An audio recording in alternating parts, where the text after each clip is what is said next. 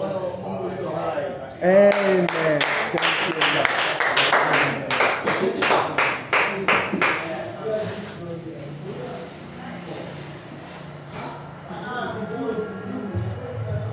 Bwana Yesu asifiwe. Amen. Ni nafasi iliyo njema ambapo nachukua hii fursa kwa ajili ya mchungaji mama wetu na ndugu yetu ambaye nilikuwa hatujaonana, kuwakaribisha tena mahali hapa katika jina la Bwana Yesu Kristo. Karibu sana. Yesu asifiwe. Mimi mwenyewe niko mzima, na mshukuru Mungu kwa ajili ya uzima. Si kwa ajili ya nguvu, ati kuna nguvu ambayo nimeweka ndani kwa ajili siku ya leo kuwa mzima, lakini ni kwa ajili ya neema ambayo Mungu amenipa. Bwana asifiwe.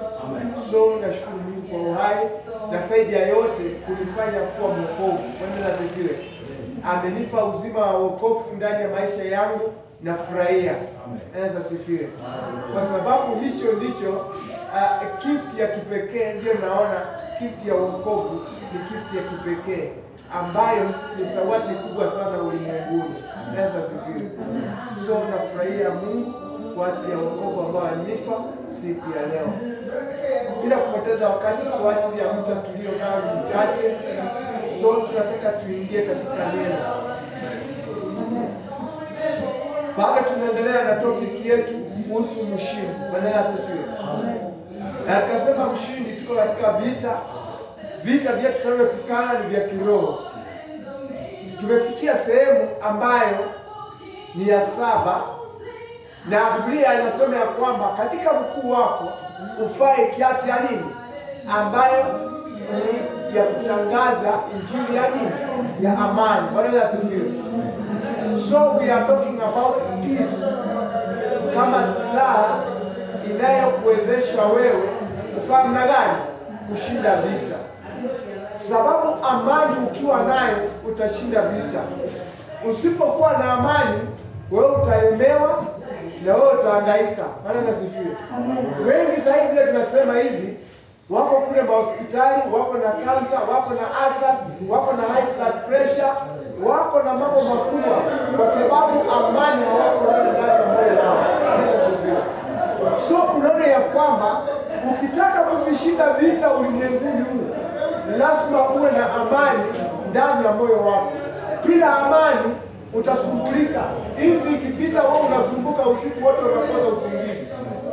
Umbu inatoa hata sauti yake iko huko, wewe uko ndani ya neti lakini unakosa usingizi kwa sababu umbu inasumbua. Bwana asifiwe. Why? Hauna amani ndani ya moyo wako. Lakini ukiwa na amani ndani ya moyo wako utalala kama mtoto mchanga.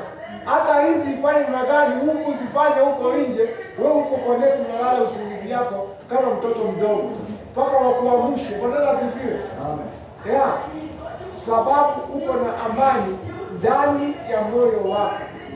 So amani ni silaha kubwa sana ambayo itafanya Wakristo waone ufalme wa Mungu, ama waikikosa hawataona ufalme wa Mungu, bali wataenda wapi? Wataenda jehanamu. Bwana asifiwe. Amen. Na hii amani tumeiongelea katika viwango vingapi? Viwili. Na hizo viwili tumekawanya tena viwili. Zote tuko na viwango 4. Tukasema ya kwamba kuna amani itokayo wapi? Mbinguni. Na kuna amani ambayo dunia inayofahamu na gani? Inayopeana. Bwana asifiwe. Amen. So tukasema ya kwamba we have peace of God, peace from God, hizo za wapi? Za mbinguni. Then kuna amani ya dunia. So we have peace within and then peace on the earth. Bwana asifiwe. Hiyo tunataka kuangalia yote, lakini tujue ya kwamba pila ya hizi tena ni vitu ngapi? 4. Bwana asifiwe. Pila ya hizi vitu ni ngapi? Ni 4. Ya kwanza ni faith, imani. Bila imani wewe huwezi kuwa na nani? Na amani or peace ndani ya maisha yako. Asifiwe. Kitu cha pili ni upendo. Usipokuwa na upendo hautakuwa na amani. Kwa sababu mtu akikosea wewe utamwona ni adui. Unamweka mpaka. Bwana asifiwe. Na unapoweka mpaka kwa mtu ni kumaanisha kwamba hauna amani na yeye, na unapokosa amani na yeye ndio unajifungia njia zako za baraka na njia za nini, za ushindi. Bwana asifiwe. So tunaona ya kwamba lazima tuwe na upendo. Kitu kingine tena tunasema ni chazi. Chazi ni kufanya haki. Bwana asifiwe. Amen. Usitulumu mtu kwa sababu ya nafasi ambayo uko nayo. Mungu anaweza kupa position fulani nzuri.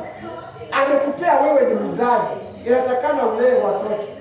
Lakini kwa sababu amekupea wewe huko na sauti, watoto wako chini, unatoa sauti kubwa ya kutisha watoto. You are not just, Bwana asifiwe. Amen. Wewe ni mkatili. Ufalme wa Mungu hauko kwako. Mungu anaweza kukuwezesha uwe na mali. Bwana asifiwe. Amen. Sasa hiyo mali isiwe chanzo ya kunyanyasa wengine. Kwa sababu unapoitumia hiyo kwa ajili ya kunyanyasa wengine, then ujue ya kwamba you are not doing the justice. Bwana asifiwe. To other people. Wewe hautembei katika haki. Mungu anaweza kupa position wewe unasimamia wengine. Bwana asifiwe. Na wengine katika hali ya kusimamia hiyo ndio wanachukua hiyo opportunity, wanachukua hiyo nafasi ya kutulumu wengine. Haujapewa hiyo nafasi kutulumu wengine. Bwana asifiwe. Bali umepewa hiyo nafasi ulee wengine katika njia inayofaa. Namna gani? Inayofaa. Bwana asifiwe. Amen. Na hiyo ndio kutembea katika nini? Katika amani. And then ya mwisho ni freedom. Bwana asifiwe. Amen. Ni lazima uwe free. Wengine tunatembea lakini bado tumefungwa na mambo ya kitambo. Mtu alitukosea kitambo. Tukasemewa tuko mdogo ya kwamba tumesameana. Lakini vile vikwazo bado viko ndani ya maisha yetu. Tumeweka mipaka ya kwamba kwa sababu alinikosea, sasa sitamsaidia kitu fulani. Mzazi wangu hakunisomesha akanifikisha mahali fulani, so hata kitu fulani siwezi kumpatia. Bwana asifiwe. Tumeweka vikwazo. Hiyo you are not free. Bwana asifiwe. Inatakana anayetembea akiwa na amani, he or she must be free. Bwana asifiwe. That is freedom. Tunaona watoto wa Israeli wenyewe Mungu akatamka. Akasema ya kwamba watoke katika nchi ya Misri, waende katika nchi ya nini? Ya ahadi. Hao kweli Mungu akafanya miujiza yote wakiona na macho yao wakiona vizuri sana. Alafu alipofika hata katika bahari ya Shamu, maji imefunga, hakuna njia. Lakini Mungu akatengeneza njia mahali ambapo hapana njia. Wakapita katikati ya nini? Ya maji. Kuvuka kule ng'ambo, wakakeukia Musa. Wakamwambia Musa, hata wewe ungetuacha Misri. Bwana asifiwe. Why? Kwa sababu bado walikuwa wafungwa wa nini? Wa Misri. Wametoka Misri lakini hawajafunguliwa.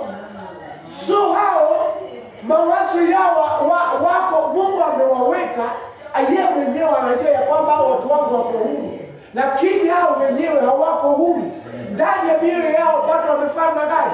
Wamefungika. Bwana asifiwe. Amen. Sasa ni hivyo hata katika kanisa. Tunaenda kanisani lakini kuna mambo ambayo tumefahamu na gani? Tumejifunga. Mungu ametupa uhuru wa kufanya mambo makubwa na kuenda mbele, lakini bado tumejifunga. Tunasema ya kwamba kanisa sisi hatuwezi simamisha. Mahali ambapo tunajenga kanisa ya Mungu hatuwezi fanya. Tunategemea misaada kutoka kwa wazungu. Tunategemea mandugu wakuje wafanye magani, watu support ndio tufanye magani, tujenge. Anaweza ziviwe. Hata maiki ya kanisa peke yake kununua, tunataka wafanye magani, ati watuletee misaada kwa sababu mentality yetu bado imefungwa, tunaangalia misaada badala ya ziviwe. Na Mungu ametupa uwezo. Inaweza fika mahali hata range ya kanisa tuitishe mchango, na ni kitu ambacho ni aibu sana. Anaweza ziviwe. Inatakikana sisi wenyewe vile tulivyoitwa, vile mama anatuhubiria hapa, fanya gani? Tunasimama kama kitu fulani kimekosekana, tusingoja tu watu wa nje wakuje watusaidie. Sisi wenyewe Bwana asifiwe, tufanye hiyo kazi. Hiyo mambo ya kulialia na kupika nduru ati tunataka misaada, tunataka michango, tunataka nini. Hiyo ni mentality ya watu ambao hawajielewi. Bwana asifiwe. Na ni watu ambao si wa Mungu. Lakini kama umeitwa na Mungu, you are free. Bwana asifiwe. Unafanya vitu vya Mungu with freedom. Unaamuka na unasema ya kwamba ploti inaenda kutoa kwa ajili ya kanisa la nani? Ya Mungu. Iende ijengwe. Niko naenda kusimama, naenda kununua mixer mpya. Bwana asifiwe. Naenda kusimama, naenda kununua speaker mpya. Sitaki kazi ya Mungu iendelee mbele, isimame. Bwana asifiwe. Nataka kazi ya Mungu ifanye gani? Iende mbele. Bwana asifiwe. Amen. Lakini nafika mahali sisi tumeokoka na sisi ndio tumefungwa ndani yetu, we have no freedom. Tunaona ya kwamba mpaka mtu alete msaada atusaidie ndio tununue speaker. Mtu alete msaada ndio tupate kitu fulani katika kanisa. Hiyo si watu wa Mungu. Bwana asifiwe. Hiyo ni kufungwa na tunatembea katika vifungo na tunataka tuwe free katika hizo nini? Katika hizo vifungo. So tunaona ya kwamba amani hii inatembea kwa hizi pila ngapi? Pila 4. Nimesema ya kwamba ni ukweli. Bwana asifiwe. Lazima itembee katika ukweli. Ukweli ukiwa basi, then we have justice, we have love and freedom. Bwana asifiwe. Yeah, freedom. So tunaenda kuangalia amani ambayo inapeanwa katika dunia. Bwana asifiwe. Na katika dunia hii tunaenda kuanza na sisi wenyewe within. Tuangalie Mathayo. In the book of Matthew, chapter I think is 6. The first, tunaweza anzia verse what? Verse 25. In the book of Matthew, chapter 6, verse 25. Aliyepata kwa Kiswahili anaweza tusomea. Mathayo mtakatifu 6:25. Tutaendelea. Nenda mpaka 34 kama tutapata nafasi, nenda soma mpaka huko. Biblia inasema ile kitabu cha Mathayo mtakatifu. Yes. Sura ya 6 kuanzia mstari wa 25. Amen. Ndio sasa. Kwa sababu hiyo nawaambia msikukie maisha yenu. Mule nini au munywe nini? Wala miili yenu mfae nini? Maisha je, ni zaidi ya chakula na mwili zaidi ya mavazi? Zaidi ya mavazi. Amen. Mchungaji kwanza. Bwana asifiwe. Hii ni swali ambalo inataka mimi Mkristo na wewe tufanye gani? Tujijibu sisi wenyewe. Amen. Biblia imeuliza, je, ama kwa nini mnajisumbukia? Bwana asifiwe. Mule nini na mnywe nini? Hiyo ndio shida iko kwa Wakristo wengi. Kwa sababu mawazo yao mengi wametoa kwa Mungu, wameweka kwa vitu za nini? Ya dunia. Bwana asifiwe. Amen. Wengine vile tunaongea hivi katika nyumba yao hawana amani. Hawana amani kwa sababu bibi ameamka asubuhi na akaangalia hapa katika nyumba yao hakuna sukari. Hapa katika nyumba hakuna mkate. So hakuna amani katika hiyo nyumba. Bwana asifiwe. Kwa sababu maswali inakuja mingi kwa mzee. Sasa hii nyumba hii inakaa namna gani? So nyumba haina amani. Na hivyo ndivyo vitu viko. So watu mpaka imefika mahali wamekosa tumaini ya kuishi kesho kwa sababu leo wamelala njaa. Bwana asifiwe. Na kwa Mungu haiko hivyo. Bwana asifiwe. Kwa Mungu sio hivyo. Biblia inasema ya kwamba uzima ulio nao ni wa maana sana kuliko nini? Kuliko hivyo vyote ambavyo unashuhudia. Na Biblia tena inasema ya kwamba mwili wako ni wa maana kuliko hayo mavazi ambayo unatazamia. Bwana asifiwe. Kuna mwingine alisema ya kwamba naona wengi wamefaa, alikuwa mwanadada. Ati madada wangu wengine wanaendanga Jumapili unaenda wamebadilisha mavazi. Sasa mimi naendanga na hii moja tu. Siku ya leo siendi kanisani kwa sababu niko na hii vazi moja tu yenye naenda nayo kanisani. Bwana asifiwe. So unaona ya kwamba yeye anapoenda kanisani anaenda show ya nini? Ya mavazi. Bwana asifiwe. Amen. Na Biblia hapa inasema ya kwamba tusisumbukie hayo mavazi. Mwili ni wa muhimu sana kuliko nini? Kuliko mavazi. Bwana asifiwe. Na uzima ambao tuko nao ni wa muhimu sana kuliko chakula. So Mungu akikupa uzima, wewe mshukuru kwa ajili ya uzima ambao amekupa. Kuna wengi ambao tunazungumza hivi wako hospitalini, wanatamani wapate chakula wakule, lakini yani hawana nini, chakula limejaa. Bwana asifiwe. Lakini hawana vile wanavyofaa magani uwezekano wao kukula. Kuna vinywaji hapo vimewekwa mpaka kwa vichwa vyao vimejaa, pande hii na pande hii vimejaa, lakini hawana uwezo wa kufanya magani wa kukula, kwa sababu uhai na uzima walio nao uko hatarini. Lakini wewe uko na uzima, uko na uhai hata wa kukula, inafaa unamshukuru Mungu kuliko hivyo vyote ambavyo vinafaa magani na viko duniani. Sasa sifiwe. Tusisumbukane na vitu vya ulimwengu, kwa sababu vya ulimwengu vyenyewe vinakuja. Bwana asifiwe. Na nipoza katika haya Mathayo tunasema tusisumbuke na kitu chochote, sababu katika vyote ni kuomba na Mungu atatenda. Bwana asifiwe. Amen. Hebu mchungaji tuendelee. 26 Yes. Angalieni ndege wangani. Angalieni ndege wangani, kwamba hawapandi wala hawafuni yes, wala wakusanyi kalani, na baba yenu wa mbinguni, baba wenu wa mbinguni huwalisha. Yes, baba wenu wa mbinguni huwalisha hao. Bwana asifiwe. So Mungu anatupa mfano wa ndege ambazo za angani, na Biblia inasema ya kwamba huyu ni Mungu ambaye ni wetu, ambaye anazilisha, kumaanisha ya kwamba upendeleo mwingi sana huko kwa nani? Kwa mwanadamu. So hizi ndege zinakuja baada ya nani? Ya mwanadamu. Yaani tukiweka upendo vile Mungu anapenda mwanadamu kuliko nini? Kuliko ndege. Bwana asifiwe. Amen. Lakini akasema ya kwamba angalia vizuri sana, hawa ndege hawaendi shambani kupanda, hawa ndege hawaendi shambani kupalilia, hata hawaendi kufuna, lakini Mungu anawalisha, wanashiba. So anaweka utamana na yani utofauti wenye huko. Hebu angalia utofauti wako na nini? Na ndege. Lakini Mungu anajali hii ndege sana, na wewe kwa nini asikujali zaidi ya nini? Ya hii ndege. Kwa sababu wewe ni wake, aliyekuumba kwa mfano wake, na ndege haikuumba kwa mfano wake, lakini anailisha, anailinda. Na wewe je, aliyekuumba kwa mfano wake, kwa nini unajisumbusha na mambo ya ulimwengu huu?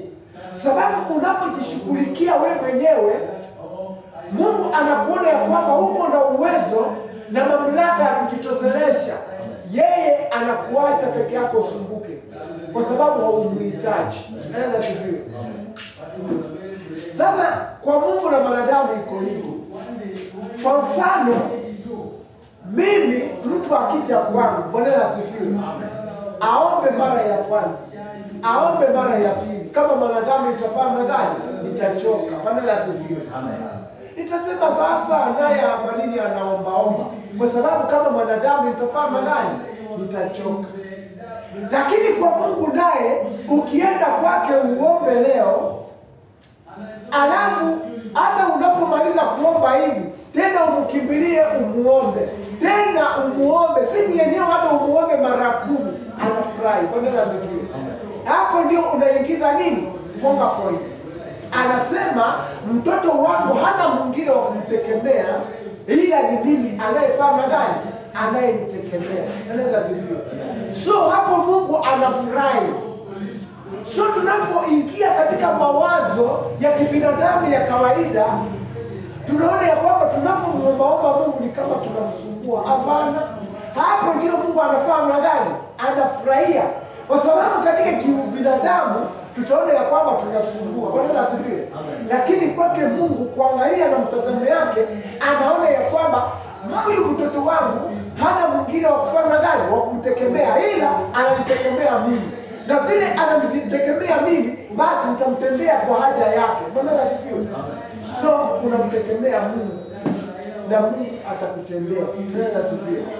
So Biblia inasema ya kwamba tunapomtegemea Mungu na kumuishia kwa mambo yetu yote, yeye atatutendea. Amen. Tusiwe na haraka, tusiwe na kujishughulisha, tusiwe na wasiwasi. Tutakula nini? Tutakaa namna gani? Tutaishi namna gani? Mungu mwenyewe anasema ya kwamba nitumainie mimi na mimi nitafanya namna gani? Nitawatendea. So kuna wengi wana wasiwasi. Anasema ya kwamba kama mimi napitia maisha magumu haya, na watoto wangu watakuwa namna gani? Bwana asifiwe. Usiwe na mawazo kama hayo. Bwana asifiwe.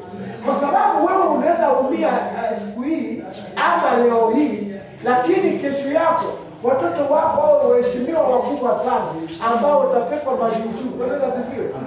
Huwezi jua. So kuwa na matumaini ya kwamba kesho yako ni kubwa sana kuliko leo yako. Leo yako unaweza kuwa naumia, lakini kesho yako ni kubwa. Tunaona ya kwamba Yusufu angeona leo yenye alikuwa wakati ndugu zake walimtesa, angeona kuisha, lakini yeye alikuwa anaona kesho yake. Bwana asifiwe. Na kesho yake aliona kwa njia tofauti na vile aliona vile alikuwa anaishi. Kwa sababu vile wakati alikuwa mateso yalikuwa mengi, ndugu zake wamemkataa, au wanaona hata kama mtu kananuka kifo, kwa sababu kanastahili kaenda katika shimo, kanastahili mpaka wanatanganya baba yake hapo kameenda, kwa sababu kweli kuona kwao waliona kifo. Bwana asifiwe. Juu ya Yusufu. Lakini Yusufu vile walikuwa wanamuona hivyo, na mazingira kweli yote yalikuwa yananuka kifo, lakini yeye alikuwa anaona ukuu wa Mungu, kwa sababu aliona ya kwamba mwezi na jua na hizo nyota zote 11 zimefanya magani, zimemuinamia. Hata asifiwe. So yeye anaona makuu, anaona kuinamiwa, lakini hao wanapo situation yenye yako nayo ni ya kunuka kifo. Hata asifiwe. So yeye haoni kifo ambayo iko, lakini anaona nini? Anaona ukuu wenye unakuja. So hayo tunaweza kuwa katika hiyo hali ya maumivu na mateso ambayo tunapitia leo hii, lakini hayo yasiwe yanatutia hofu. Bwana asifiwe. Yanafanya tunakosa amani katika dunia. Tunaona ni kama dunia imetuacha katika mapito ambayo unaona ya kwamba watu wamekukataa. Bwana asifiwe. Hapo wamekurusha, yani wewe unaonekana ni kama unanuka haufai. Bwana asifiwe.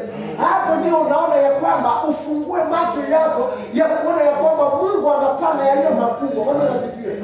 Ili kesho nao waliokuona kakifo, ili wakuje nao ufanye gani? Ukawe juu yao ukawatawale kwa ajili ya kuwapatia chakula na chochote wanachohitaji. Bwana asifiwe. So tunaona ya kwamba tusione mapito, kwa sababu hiyo ndio inakosesha amani ndani ya maisha ya mtu. Yeye anaona mapito anayopitia, anaisha anasema hakuna mali itaenda. Shadraka, Meshaki na Abednego, kwa kweli moto wakaasha hapo. Hawakuona moto, waliona ukuu. Wakasema hata kama moto hii itatulama, lakini tunajua ya kwamba tutakuwa katika kifua cha nani? Ya Abrahamu. Bwana asifiwe. So hii moto si tisho. Hata Mungu kama hatatuokoa, sisi tutakuwa huko. Lakini waliona mambo mawili. Walisema Mungu atakuja atuokoe, na kama Mungu hatatuokoa, sisi tunajua tunaenda wapi? Direct tunaenda kukaa na Baba. Bwana asifiwe. Hayo ndio walikuwa wanaona. So haja ya Mkristo ni yeye kuona wokovu wa nani? Wa Mungu. Na kama si wokovu wa Mungu, kukaa katika nini? Utukufu wa Mungu. Bwana asifiwe. Haya ni mambo mawili. Tusione shida za dunia. Yesu alisema ya kwamba kwa kweli yeye aliyapitia, lakini alifanya gani? Aliyashinda. kwa sababu alikuwa na amani ya kutosha ndani ya moyo wake. Hangekuwa na amani angetuacha hivyo, lakini alikuwa na amani ya kutosha akayashinda. Mchungaji, tuendelee. Mungu anasema nyinyi si bora vita hao. Biblia inasema ya kwamba hiyo ni swali anakuuliza wewe uliyeumbwa kwa mfano wake. Wewe si bora kuliko hao ndege unaowaona hao? Kwa nini unafadhaika? Kwa nini unahangaika? Kwa nini unajishughulisha na mambo ambayo hayafai? Tunaweza sifiwe. Kwa nini? Katika mawazo yako hakuna chochote ambacho umejichengea, hata nywele peke yake haujajiongeza kwa kichwa. Ni Mungu aliyekuumbia zote. So unajishughulisha nini? Unaumia na kuteseka nini kwa haya mapita ambayo unapita ya mta hii? Mungu ana mambo mazuri kwa ajili ya maisha yako. Anakupangia, anasema mawazo anayokuwazia ni mawazo yaliyo makubwa ya kukufukisha wewe, ya kukupeleka mbali. Sasa kwa nini unajiasia tu kushindwa? Kwa nini unaona tu kaburi mbele zako usione kuinuliwa? Kwa nini unaona tu miteremko? Kwa nini unaona tu kuanguka? Kwa nini unaona tu kushindwa? Nenda sifiwe. Ona ushindi, ona kwenda mbele, ona kufanikiwa, ona baraka za Mungu, ona kuinuliwa, ona utajiri. Nenda sifiwe. Usione shida, kwa sababu unapoona shida hizo ndio zinakukumba na unatabika. Tuendelee mchungaji. Ni yupi kwenu ambaye akijifungua aweza kusogeza kichwa chake hadi mkono mmoja? Ya, ni nini kwenu? Ni nani? Hata ujisumbulishe namna gani, unaweza jiongeza useme niko na mikono mbili, hata nikuwe na mikono nne. Ni nani anaweza jiongeza? Hakuna. Wanaweza ziviwe? Hakuna. Ni nani katika kusumbuka kwake anaweza sema ya kwamba naona mkuu wangu ziko mikuu mbili, haja nijiongeze mkuu ingine niwe na ya tatu? Hakuna. Wanaweza ziviwe? Hakuna yeyote ambaye anaweza. So Biblia inasema ya kwamba tusijisumbushe kwa yoyote, mwenye anapeana ni Mungu, na sisi zote tuko katika foleni. Wanaweza ziviwe? Tumaini letu liwe katika Mungu. Mungu akawa wa kwanza katika vyote. Mapito yenye tunapitia tuyaweke kando, yawe magumu, yawe ya utaifu, yawe ya kutukejeli, lakini tuyaweke kando. Hata yetu tupike mbio kwa ajili ya kufanya gani? Ya kwenda mbele na kuona ufalme wa Mungu, na tutapata ushindi. Lakini tumaini letu tunapoweka kwa hizi vitu za dunia, hizi vitu vya dunia ni vya kuisha. Hizi vitu vya dunia havitakusaidia. Mungu ndiye atakushika mkono katika vyote, na Mungu ndiye anayekuimarisha. Utajiri unaotoka kwa Mungu ni utajiri unaosimama, lakini utajiri unaotoka katika mikono ya Ibilisi, juu wengi sasa wamekimbilia katika nguvu zingine. Wengi wameenda Illuminati ili wapate magari, wameenda katika Illuminati ili wapate mali, wameenda katika Illuminati ili wapate ndoa, wameenda katika Illuminati ili wapate mambo yao, wameenda katika nguvu za wakanga, za wachawi, wamefaa mairisi ili walinde kazi zao, lakini hizo zote zinaisha. Wanaweza ziviwe? Hizo nguvu zote huenda na zinatitimia, zinaisha. Unapaki bure, unapaki mkepe. Na unapopaki mkepe, hapo kusaidiwa ni ngumu, kwa sababu hapo ndio kifo sasa kinakulemea. Mungu amekutoroka, hata mapepo yamekutoroka, yamekuacha peke yako, kwa sababu sasa haufai. Bwana asifiwe. Lakini unapomtegemea Mungu, Mungu anakuwekemeza, anakutia nguvu, anakupa uwezo. Katika vyote unavyovifanya unafaulu, na unaona ya kwamba unakuwa na ushindi. Bila yeye wewe hauwezi. Tungai, mstari unaofuata. Na mavazi ya nini kuyasumbukia? Fikirini maua ya shamba jinsi yameacho, hayafanyi kazi wala hayasokoti. Nami nawaambia ya kwamba hata Suleimani katika fahari yake yote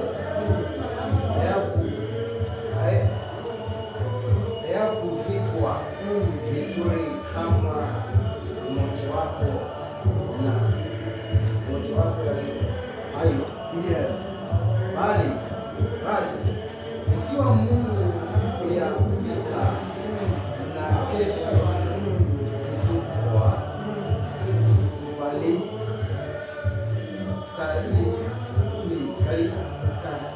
karibuni, je,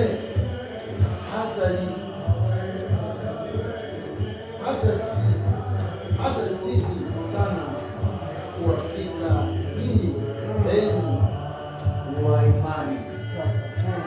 enyi wa imani,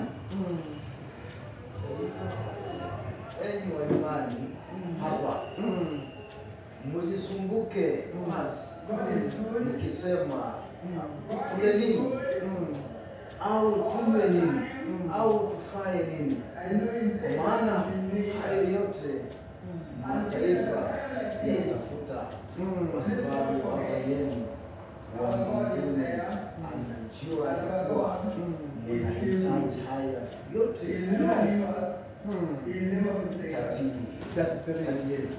Hali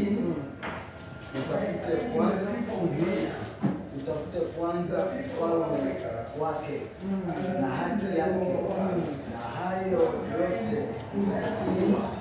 Basi msisumbukie kesho, kwa kesho itajishughulikia yenyewe.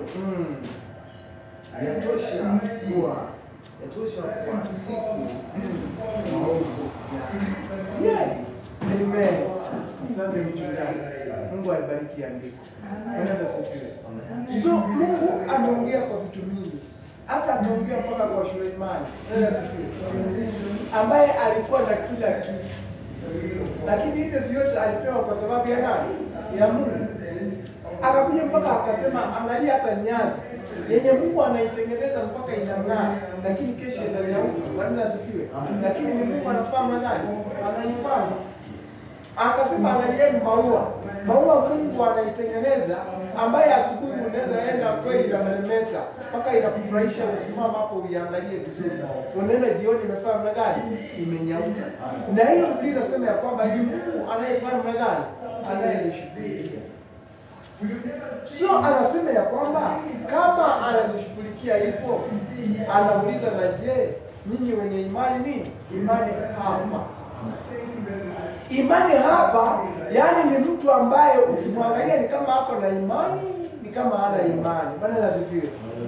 So Biblia inasema ya kwamba mtu kama huyo ni ngumu sana kufahamu gani? Mtendea, kwa sababu imani yake ni hapa. Bwana asifiwe. Lazima uwe na imani thabiti ya kwamba vile umeanza hii safari ya wokovu, wewe ni mshindi. Bwana asifiwe. Na wewe kushinda hii, licha ya kupita katika yote, watu wanakukejeli, usiangalie watu. Bwana asifiwe. Ukiangalia watu utaanguka. Ukiwa mtu wa kutafuta vineno, ati watu wamekuongea namna gani? Bwana asifiwe. Hiyo unaenda kushindwa. Usio mtu wa kuongea, kwa sababu watu walipewa midomo, na walipewa midomo wafanye gani? Waongee. Na wakiongea, si ati wataongea mazuri peke yako kuhusu wewe. Itafika mahali watakuongea nini? Watakuongea mabaya. Sasa ukiwa Mkristo na usitake kuwa na shaka yoyote, ama unataka uwe na amani na watu watumia hii, usiangalie wamekusema nini. Bwana asifiwe. Hata mtu akikuita akwambie hebu kuja nikwambie vile wamekusema, mwambie sina time na hiyo. Bwana asifiwe. Kwa sababu huyo atakujaza bitterness ndani ya moyo wako. Na bitterness inapojaa ndani ya moyo wako, ni kumaanisha anakumbia shetani akutawale. Bwana asifiwe. Yaani luka ingine. Na kitu kingine akukoseshe na marafiki zake. Na kitu kingine akukoseshe na yule ambaye ako karibu kwa ajili ya kusaidia. Kwa sababu duniani sisi we are relational beings. Bwana asifiwe. We relate to one another. Bila msaada wako mchungaji mimi siwezi. Bwana asifiwe. Bila msaada wako mimi siwezi. Na kuhitaji wewe, unahitaji mimi, tushikane mikono sana gani? kazi ya shetani ni kufanya namna gani? Kuleta furuku, alete mpitane. Mkishapitana hakuna kusaidiana, na msiposaidiana ndiye anasimama katikati kuwatenganisha. Bwana asifiwe. Na hapo anapata nguvu ya kutawala, lakini umoja ni nguvu. Bwana asifiwe. Mkiwa na umoja ni nguvu. So kazi ya shetani ni kuondoa amani ndani ya mioyo zenu. Usiwe na amani na mzee wako, usiwe na amani na bibi yako, usiwe na amani na jirani yako, usiwe na amani hata katika kanisa. Bwana asifiwe. Kila mtu aonekane ni mbaya. Kazi hapo ndio shetani gani atawali, na tunakosa tesini yetu, na tunazidi kulaumiana, na tunazidi kuhangaika na mambo mengi. Tunapigwa vita, tunaanguka huku, tunaanguka kwa sababu hatuna yule ambaye wa kutusaidia. Ni kwa sababu ya ujinga wetu. Bwana asifiwe. So mchungaji ametusomea vizuri ya kwamba Mungu hufika, maua inameremeta lakini yenye inaenda kunyauka. Na je, sisi tunayemtumainia naye hawezi kutufanyia hayo? Inasema ya kwamba mwisho ya kwamba tusifadhaike, hata tusifadhaike na kesho. Hakuna mtu ambaye anaishi kesho. Bwana asifiwe. Sasa sisi tumeishi leo. Bwana asifiwe. Hata ukienda hao wenye wanauza vitu sokoni, hata kama hizi vitu kama njuku alikaanga jana, ukienda hapa anasema ni vya leo. Bwana asifiwe. Labda mandazi aliipika jana, yeye anataka aishi, amevichemsha vizuri. Ukienda pale kununua anasema ni ya leo. Bwana asifiwe. Hataki jana na hataki ya kesho, anasema ni ya leo. Haezi yeta ati ni ya kesho, anakwambia tu ni ya leo. Bwana asifiwe. So aje tuishi maisha ya leo inayompendeza Mungu. Tuachane vikwazo na watu, tuachane kutetea wengine mazito ndani ya mioyo yetu. Tukae watu wenye tuko free. Bwana asifiwe. Tuwe free. Na freedom itatuweka huru. Freedom itatuwezesha tutafika kwa Baba. Bwana asifiwe. Bila freedom hatuwezi. Watoto wa Israeli walitoka Misri, lakini they were in the bondage of God. Kwa Misri. Bwana asifiwe. Hao wako katika nchi ya Misri, lakini kwa sababu walifungwa na Misri hawezi enda mahali. Sisi wa Afrika tulikuwa tunatawaliwa na nini? Na wazungu. Bwana asifiwe. Tukasema ya kwamba we have our own freedom, our own independence. Bwana asifiwe. Lakini vile walitutawala, hata akili yetu tunataka tu tutawaliwe. Bwana asifiwe. Mpaka unaona kiberiti imeandikwa tinatoka China, inatoka wapi, ambazo wenyewe tunaweza tengeneza, lakini mpaka tuimport kwa sababu tunatawaliwa. Akili yetu imefanya gani? Imetawaliwa. Bwana asifiwe. So hatuna uhuru wa kujitawala. Lazima tufike mahali tuseme ya kwamba tunataka tujikomboe katika huu utumwa, ndipo tutoke ndani. Kwa sababu mtu iko hivi, ni rahisi sana. Unapotawaliwa hauna majukumu. Aenda asifiwe. Lakini unapojitawala uko na majukumu. Kwa sababu ni wewe ndio utajifikirisha, hapa nitafanya namna gani? Hapa nitaenda namna gani? Lakini unapotawaliwa utapewa command ya kwamba leo utaenda ulime shamba mahali fulani, kwa sababu unakomandiwa. Bwana asifiwe. Unakuwa commanded kwa ajili ya kufanya. So heri tuwe katika nini? Katika uhuru. Na uhuru huu unataka sisi wenyewe kujifikirisha. Bwana asifiwe. Lakini tukiacha watu watufikirishie, basi sisi bado tutakuwa katika hali ya utumwa. Tutakuwa katika utumwa. Na ndiposa unaona ya kwamba tulipokuwa shuleni walikuwa wanatuambia ya kwamba mkisoma mtapata kazi. Bwana asifiwe. So hatukuwa tunafunzwa ya kwamba someni nyinyi wenyewe mkilieni kazi hata maadili wengine, lakini tuliambiwa tusome tutafute kazi. Na ndiposa tunasoma, tukimaliza sisi tunaanza kutafuta nini? Tunaanza kutafuta kazi tuachiliwe. Lakini si vizuri. Mungu alitupa akili, inatakana tusifikirishe na tuanze kucreate kazi, tuachili watu wafanye gani? Wafanye hiyo kazi ambayo pia nazo tunafanya gani? Tunawaachili.